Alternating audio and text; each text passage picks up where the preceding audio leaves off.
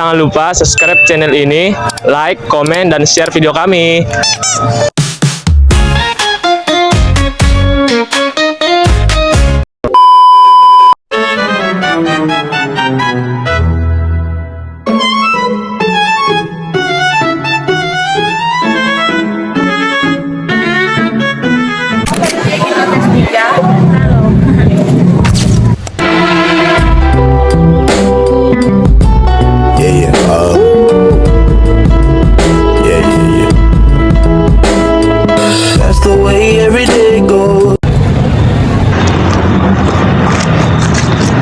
Halo semuanya.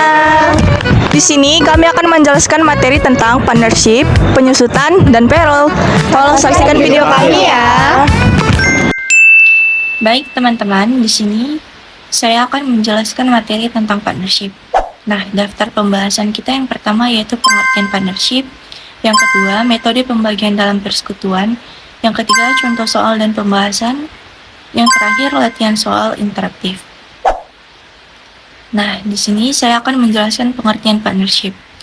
Partnership atau persekutuan adalah bentuk kerjasama bisnis di mana dua atau lebih individu atau entitas berbagai modal, tanggung jawab, keuntungan, dan kerugian dari usaha bersama. Baik, di sini saya akan membahas tentang bagaimana metode pembagian dalam persekutuan. Nah, metode pembagian dalam persekutuan itu ada 4. Yang pertama itu laba dibagi sama. Nah, laba dibagi sama yaitu pembagian laba yang sama rata kepada setiap mitra yang menjadi bagian dari suatu usaha untuk mendapatkan keuntungan yang sama. Nah, rumus dari laba dibagi sama yaitu laba per mitra sama dengan total laba dibagi dengan jumlah mitra. Nah, contoh soalnya dapat kita lihat yaitu misalkan ada 3 mitra dalam sebuah perusahaan yaitu mitra A, mitra B, dan mitra C. Nah, mereka setuju nih untuk membagi keuntungan persekutuan secara sama rata. Jadi, jika keuntungan persekutuan sebesar 90 juta, berapa laba setiap mitra yang akan mereka dapatkan? Nah, teman-teman, kita pakai rumus yang tadi, yaitu laba per mitra itu sama dengan total laba dibagi dengan jumlah mitra. Nah, total labanya tadi itu 90 juta. Jadi, 90 juta tadi kita bagi dengan 3, karena itu ada 3 mitra, mitra A, mitra B, dan mitra C. Nah, maka jumlah yang per mitra dapatkan labanya yaitu 30 juta rupiah. Nah, untuk contoh soalnya itu dapat teman-teman kerjakan di latihan soal interaktif ini. Di sini saya akan menjelaskan tentang materi laba dibagi dengan rasio tertentu. Pembagian laba dengan rasio adalah metode untuk mendistribusikan laba berdasarkan proporsi yang telah disepakati oleh para mitra dalam sebuah persekutuan. Rasio ini menggambarkan bagian masing-masing mitra dari total laba. Di sini ada rumus total rasio sama dengan rasio mitra 1 ditambah rasio mitra 2 ditambah rasio mitra 3 dan seterusnya. Laba mitra sama dengan rasio mitra per total rasio dikali total laba. Berikut ada contoh soal. Dalam sebuah perusahaan, terdapat 3 pemilik yang bermitra. Dimisalkan sebagai mitra A, B, dan C. Rasio antara mitra A, B, dan C secara berurutan adalah 3:2:1. Dan total keuntungan persekutuan adalah 120 juta. Hitunglah total rasio dan bagian-bagian laba per mitra. Penyelesaian. Diketahui rasio A sama dengan 3, rasio B sama dengan 2, dan rasio C sama dengan 1. Total keuntungan sama dengan 120 juta. Ditanya, hitunglah total rasio dan bagian laba per mitra. Kita cari total rasio terlebih dahulu dengan rumus total rasio sama dengan rasio 1 ditambah rasio 2 ditambah rasio 3. Maka total rasio sama dengan 3 ditambah 2 ditambah 1. Maka kita mendapat hasil dari total rasio sama dengan 6. Kemudian kita cari bagian laba per mitranya dengan rumus laba mitra sama dengan rasio mitra per total rasio dikali total laba. Mitra A, 3/6 dikali 120 juta sama dengan 0,5 dikali 120 juta, maka hasilnya 60 juta. Mitra B, 2/6 dikali 120 juta, 2/6-nya dapat kita kecilkan menjadi 1/3 dikali 120 juta, sama dengan 40 juta. Mitra C sama dengan 1/6 dikali 120 juta, sama dengan 0,1667 dikali 120 juta. Maka hasil yang kita dapatkan sama dengan 20 juta. Agar lebih memahaminya, coba kerjakan latihan soal berikut ya. Lanjut, saya akan menjelaskan nomor 3, yaitu laba dibagi menurut perbandingan modal. Pembagian laba dibagi kepada para mitra berdasarkan modal yang mereka investasikan dalam persekutuan. Ini adalah metode yang adil untuk memastikan bahwa mitra yang menanamkan lebih banyak modal akan mendapatkan bagian yang lebih besar dari laba. Untuk mencari nilainya, kita akan menggunakan rumus laba mitra sama dengan modal mitra dibagi total modal dikali total laba.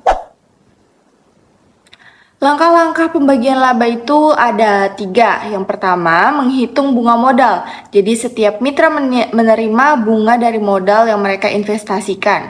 Misalnya, jika bunga modal yang disepakati adalah 10%, maka setiap mitra mendapatkan 10% dari modal yang mereka investasikan.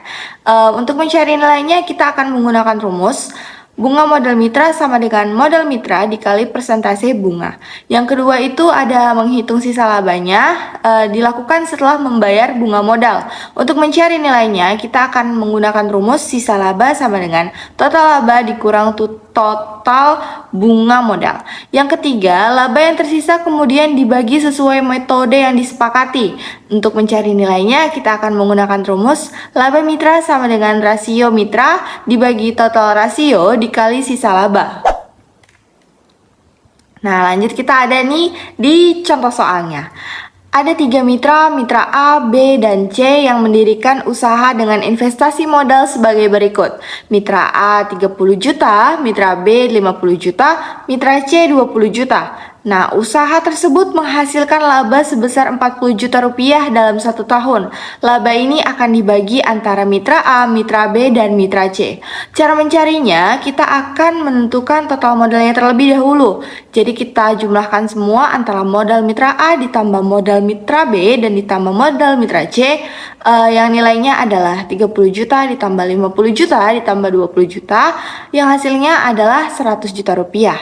Lanjut kita akan mencari proporsi modal di setiap mitra. Yang pertama kita akan mencari proporsi modal mitra A dengan rumus modal mitra A dibagi total modal sama dengan 30 juta dibagi 100 juta yaitu 0,3. Nah, proporsi modal mitra B yaitu modal mitra B dibagi total modal, di mana 50 juta dibagi 100 juta sama dengan 0,5. Dan kita akan mencari proporsi modal mitra C, di mana modal mitra C dibagi total modal yaitu 20 juta dibagi 100 juta hasilnya 0,2. Nah, maka laba untuk setiap mitra yaitu kita kalikan proporsi modal tadi ke total labanya. Nah, seperti ini ya, yang A 0,3 dikali 40 juta sama dengan 12 juta. Yang laba mitra C proporsi modal mitra B dikali total laba yaitu 0,5 dikali 40 juta sama dengan 20 juta. Laba mitra C proporsi modal mitra C dikali total laba sama dengan 40 juta, di mana 0,2 dikali 40 juta sama dengan 8 juta. Nah, maka hasil pembagian tiap laba dari mitra-mitra tersebut yaitu mitra A mendapatkan 12 juta dari total laba, mitra B akan mendapatkan 20 juta dari total laba, dan mitra C akan mendapatkan 8 juta dari total laba. Setelah saya jelaskan tadi, untuk memahami lebih lanjut tentang materi yang nomor 3 ini, teman-teman bisa mengerjakan soal interaktif berikut ini. Nah, teman-teman, di sini ada penjelasan laba dibagi dengan menghitung gaji dan bonus. Untuk membagi laba dengan memperhitungkan gaji dan bonus ada 2 tahap. Pertama, laba digunakan untuk membayar gaji dan bonus kepada para mitra berdasarkan kontribusi kerja mereka.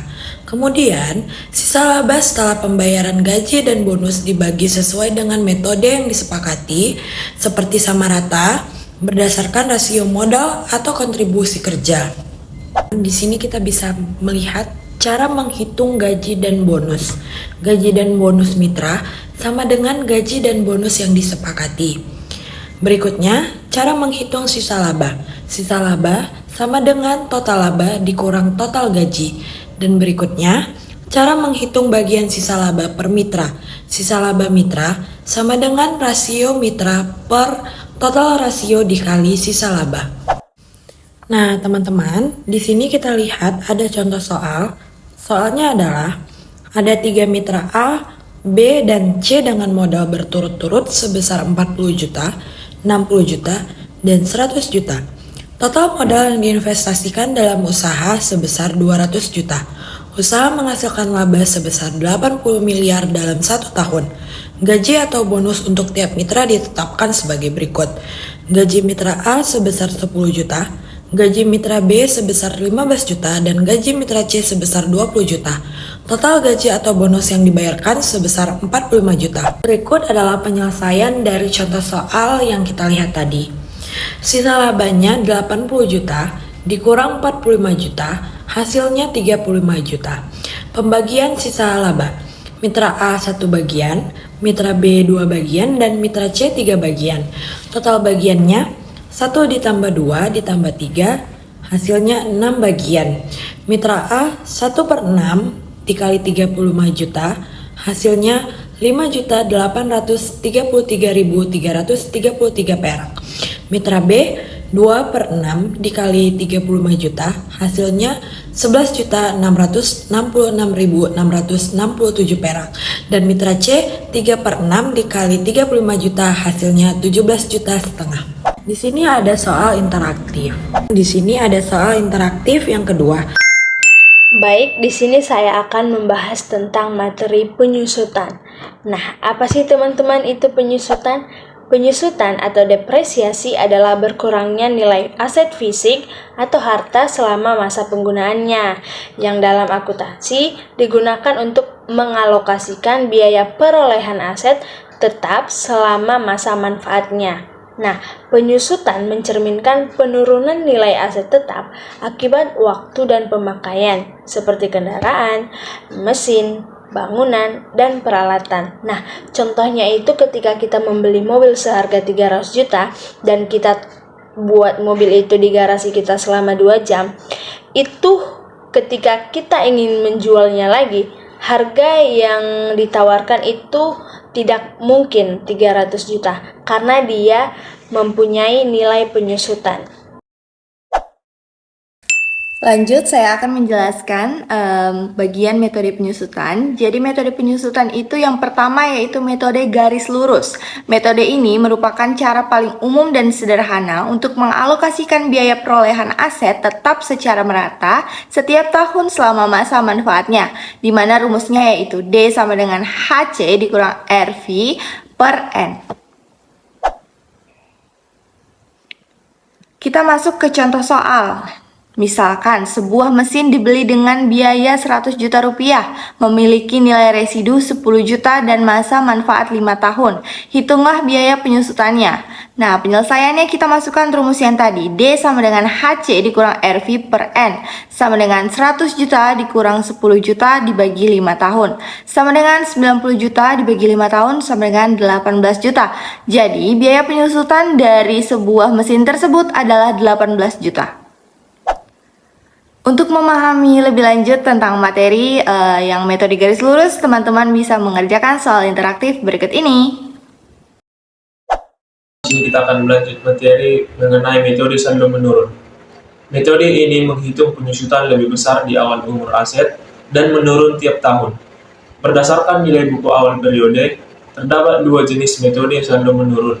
Yang pertama, metode saldo menurun sederhana atau simple declining balance.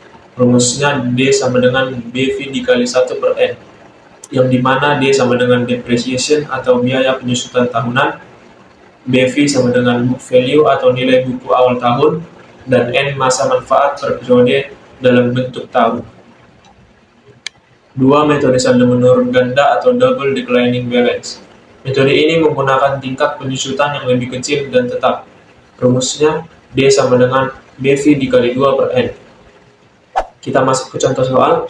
Sebuah mesin dibeli dengan harga 100 juta dan memiliki umur manfaat 5 tahun. Nilai residu mesin diperkirakan 10 juta.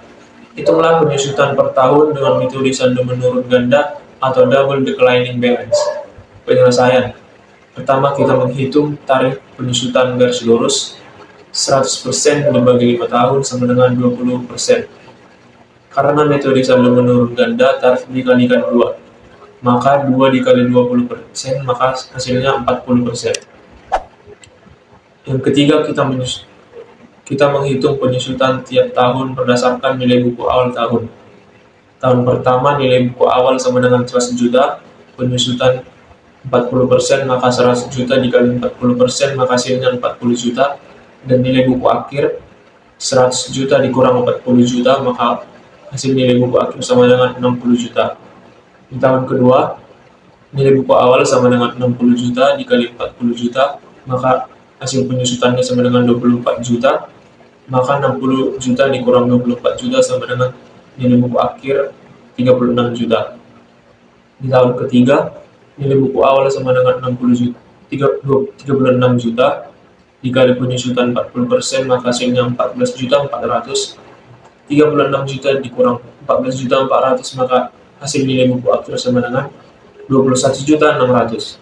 Tahun keempat, 21 juta 600 dikali penyusutan 40%, maka hasilnya 8 juta 640, maka 21 juta 600 dikurang 8 juta 640, maka nilai buku akhir sama dengan 12 juta 960. Di tahun kelima, nilai buku awal sama dengan 12 juta 960. Penyusutannya disesuaikan agar tidak kurang dari residu 10 juta, maka nilai buku akhirnya 10 juta. Nah, di sini ada soal latihan.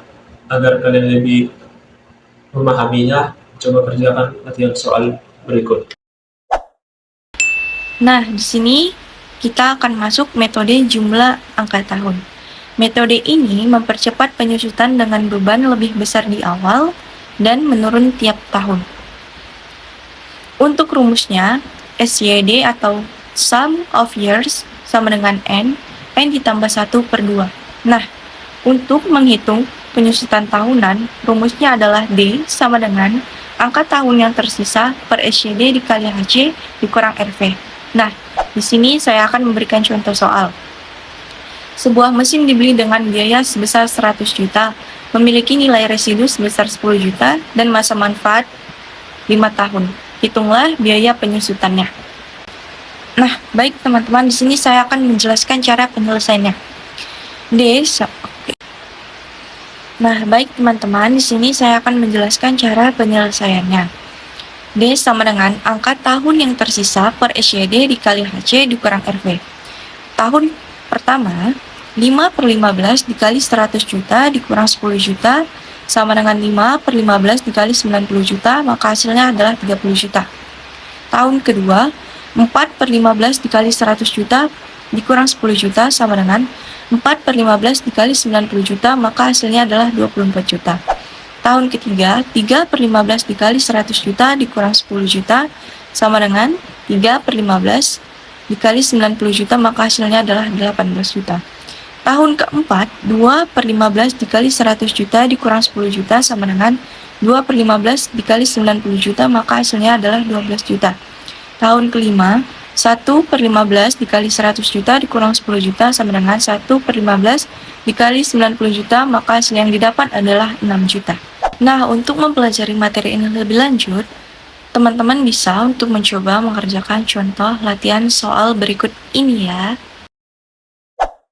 Yang keempat adalah metode biaya penyusutan per unit. Metode ini menghitung penyusutan berdasarkan biaya per unit produksi yang bersifat konstan. Rumusnya adalah biaya penyusutan per unit sama dengan biaya perolehan dikurang nilai residu per total unit produksi. Nah, teman-teman, di sini sama-sama kita bisa lihat ada dua contoh soal. Soal yang pertama adalah PT Maju Jaya membeli sebuah mesin seharga 120 juta dengan nilai residunya 20 juta.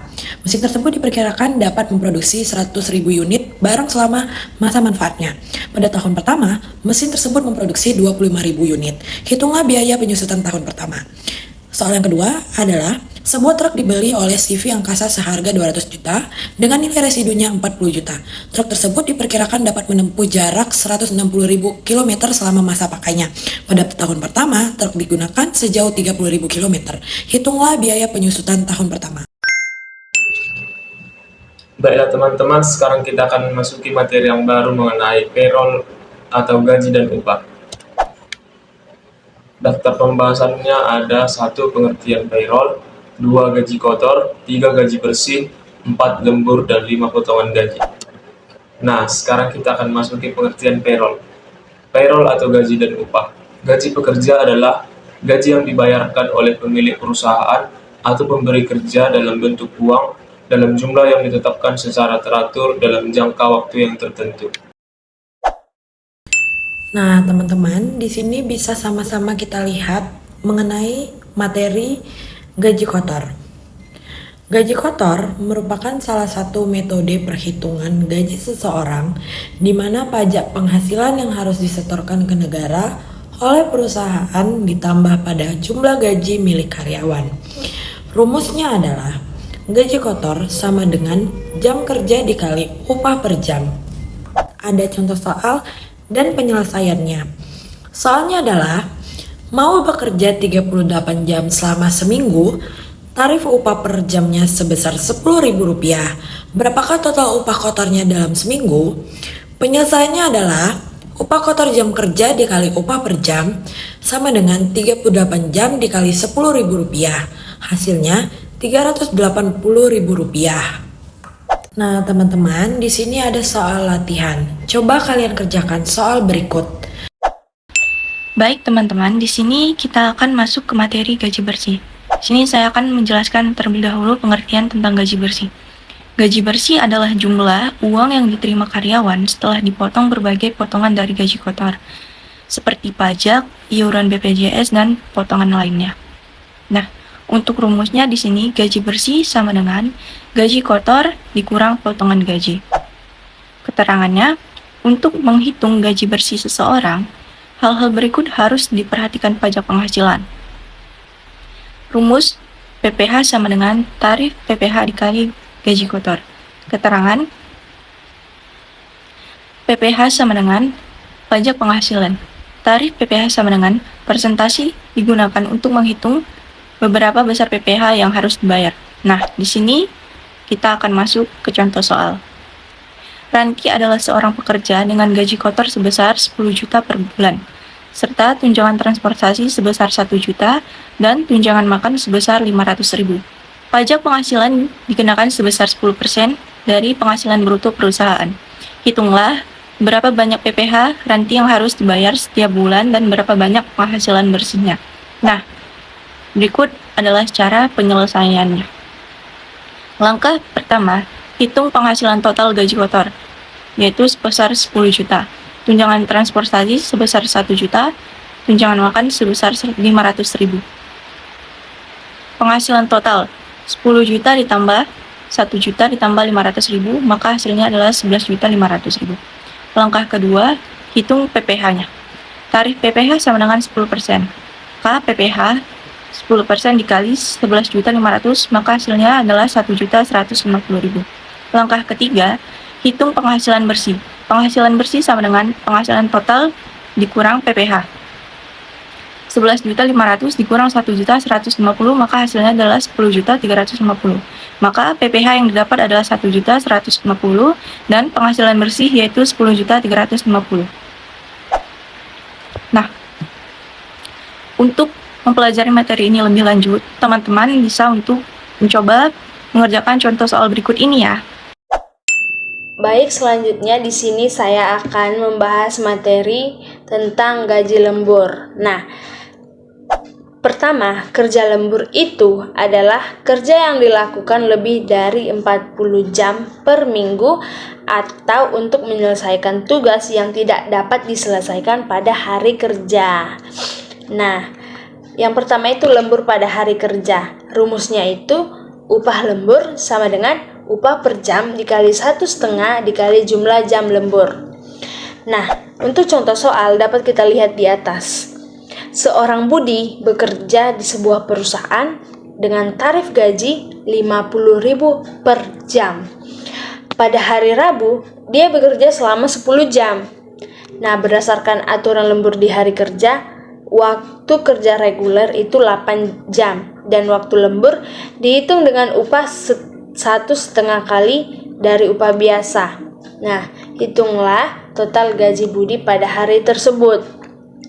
Nah, untuk penyelesaiannya itu langkah pertama kita menghitung dulu nih untuk jam kerja regulernya si Budi.